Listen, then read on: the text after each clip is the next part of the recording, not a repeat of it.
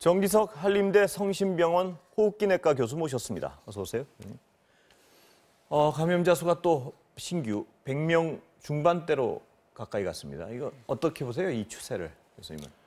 지금까지는 안정적으로 유지를 해왔지만 이제는 계속 증가할 일만 저는 남았다고 생각하거든요. 과연 국민들이 얼마나 조심하고 방역당국 또 의료계가 얼마나 준비를 잘해서 늘어나는 숫자에 그때그때 잘 대응하느냐가 더 중요한 사안이라고 보고 있습니다. 예. 그런데 지금 이미 막 100명대 중반대를 가고 있는데요.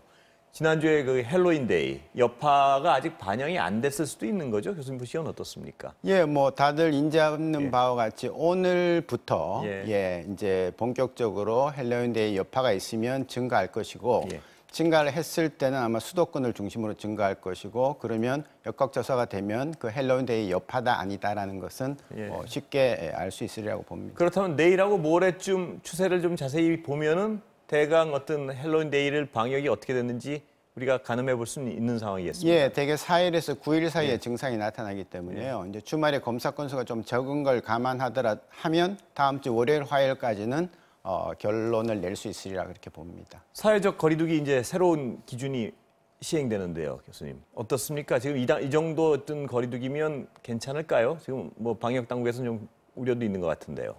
저는 지금 정해준 특히 뭐 제일 쉽게 알 수 있는 수치가 각 그 광역 단체별로 감당을 할 수 있는 수치라고 추정을 하고 있거든요.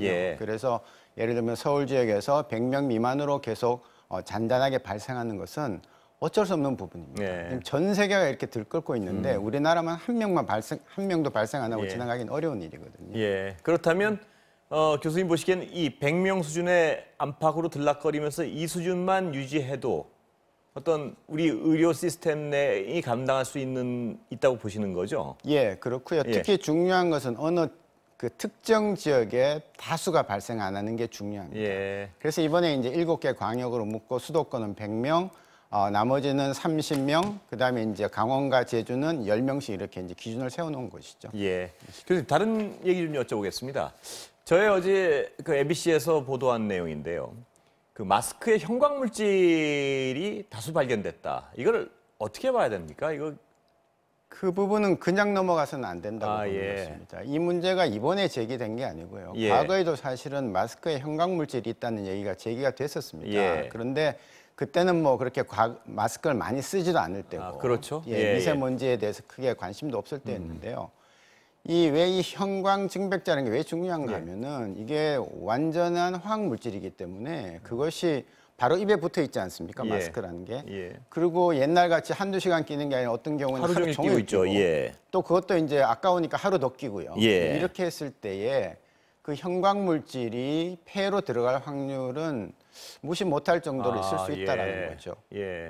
그런데 식약처 기준은 형광물질이 나오더라도 전이성 시험이라 그러나요? 전이성 시험에서 검출이 안 되면 그냥 통과시켜준다. 이런 기준 같은데 이 기준 자체는 문제가 없습니까? 그거는 이제 사실 우리가 마스크를 이렇게 하루 종일 끼고 마스크가 우리 국민의 생명을 지키는 가장 중요한 도구일 때가 아닐 때였고요. 근데 전이성이라는 것은 형광물질이 얼마나 묻어나느냐라는 겁니다. 이제 많이 묻어나면 물질이 많으니까 피해야 된다는 건데요. 그게 아니라 지금 형광물질은 경우에 따라서는 피부에 묻었을 때 굉장히 나쁜 영향을 미칠 수 있기 때문에 그것이 호파로 들어갔을 때는 당연히 나쁘죠. 뭐 간단하게 가습기 살균제를 생각하시면 되겠습니다. 그러면 어떤 대단히 위험할 수도 있는 상황이네요. 그러니까 이게 지금 당장 어떤 좀 조치가 마련돼야 되는 거 아닌가요, 교수님? 저는 그래서 그 형광 물질이 들어있는 마스크를 전수 조사를 하고, 그다음에 일단 판매를 중지시키고, 그다음에 거기에 대해서는 흡입 독성 조사를 해야 된다고 봅니다. 흡입 독성 조사하는 그 방법이 따로 있습니다. 그래서 해서 유해한지 안 한지를 확실히 밝히고 농도도 밝히고 그런 작업들이 필요하리라고 봅니다. 그런데 이 형광물질이 아주 미량이라도 들어가면 안 되는 겁니까? 아니면 그 어떤 농도가 중요한 건가요? 농도가 중요하죠. 미량이라는 건 우리가 미세먼지를 마셔도 그 안에 미량의 발암물질이 다 들어가 있습니다. 담배도 다 들어가 있고요.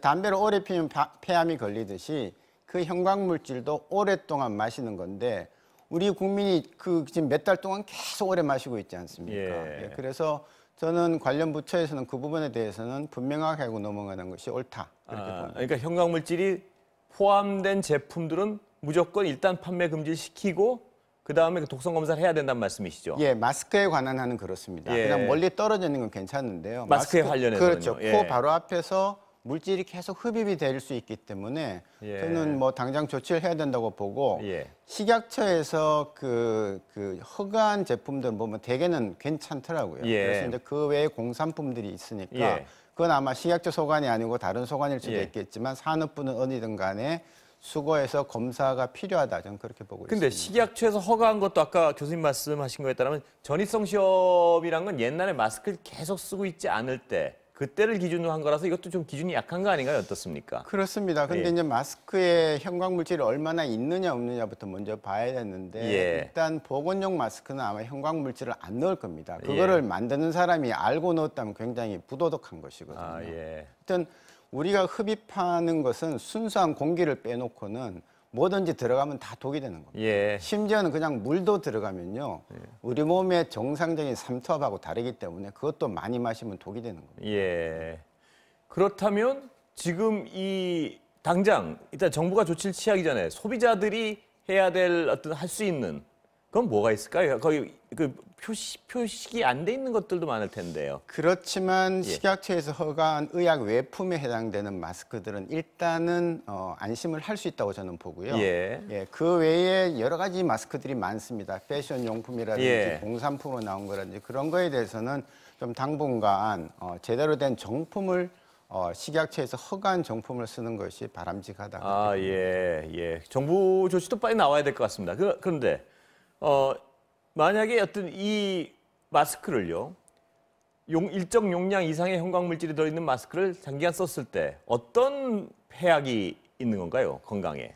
제가 찾아보니까 상당히 화학물질이 다양하게 있습니다. 예. 그렇다면은 그 각각의 화학물질은 예를 들어서 뭐 바람이 된다든지 예. 염증을 일으키라든지 하는 그런 것들은 상식적인 얘기거든요. 예. 예를 들어 염증은 일반적으로 들어가면 자극에서 다 일으킵니다. 우리 예. 몸에 폐에 이물질이 들어오면은 그걸 막기 위해서 이제 우리 염증 그 체계가 작동을 하고요. 예. 작동을 하게 되면은 과한 염증이 나와서 우리가 코로나19에서 보듯이 뭐 사이토카인 폭풍이라든지 이런 예. 식으로 넘어갈 수 있는 소지가 항상 있기 때문에 뭐가 됐든지 간에 어떤 화학물질이 내 코를 통해서 폐에 들어갔다는 것은 그때부터 몸 안에 이물질이 들어와서 거기에 대한 방어가 생기고 염증이 생긴다는 걸로 그렇게 이어지는 것이거든요. 염증이 가장 최초의 단계이겠죠, 그러니까? 그렇습니다. 그게 더 발전하면 더 심각한 질병으로 발전할 수도 있는 거고요. 그 모든 염증이라는 것이 몸 안에서 돌기 시작하면 몸을 다 약화시키는 것이거든요. 예. 내 몸을 방어하기 위해서 시작한 염증이지만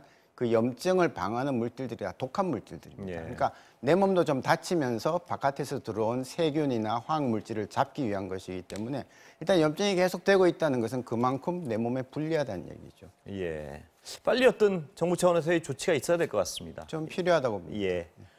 다른 질문 좀 드려보겠습니다. 그 밍크가 요새 걱정인데요. 그 뉴스 보셨는지 모르겠지만 밍크들이 이렇게 코로나19에 감염이 많이 되고 또 변이까지 생긴다는 소식이 있는데 이건 어느 정도 심각성 있게 받아들여야 되나요? 예, 우리나라는 다행히 이제 밍크 사육 농장이 그렇습니다. 없으니까 예. 그런데요. 이 이제 바이러스들이 각각 좋아하는 동물들이 있습니다.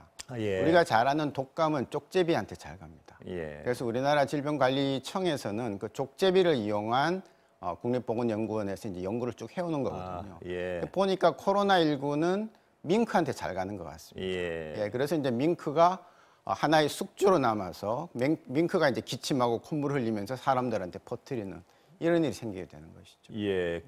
물론 감염된 밍크는 지금 저희가 다른 용도로도 하면 안 되는 거죠? 사실은 살처분을 시킨 다음에 뭐 이제 흔히 그 껍질 예, 가죽을 예. 위해서 가죽, 하는 예, 거니까 모피, 가죽을 충분히 처리를 하면 사용은 할 수 있다고 봅니다만 예. 불안하니까. 네, 아무래도요. 예. 알겠습니다. 마지막으로 하나만 이 변이가 발생했다는 어떤 뉴스가 있던데 그건 어떻게 판단해야 됩니까? 그 유럽 쪽에서 아마 젊은이를 중심으로 해서 뭐 GHGR 그다음에 GV 타입이라고 나왔는데요. 예.